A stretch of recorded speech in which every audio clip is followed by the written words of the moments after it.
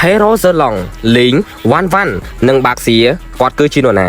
Zerlong លេង One One និង Baxia អ្នកទាំង4នេះគឺជាសិស្សទាំង4របស់ Great Dragon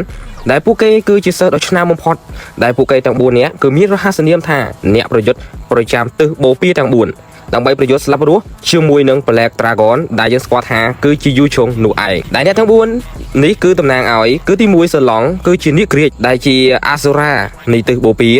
ទី2 Hero Link គឺជាបាក់សី Wemilon ឬគឺជាសត្វហង្សនៃភាគខាងត្បូងហើយទី3 Hero One One គឺជា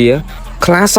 នៃទិសខាងលិចក៏ដូចជាទី4 Hero Baxia គឺជាអណ្ដើកខ្មៅនៃភាគខាងជើងនេះគឺជារហស្សនាមក៏ដូចជា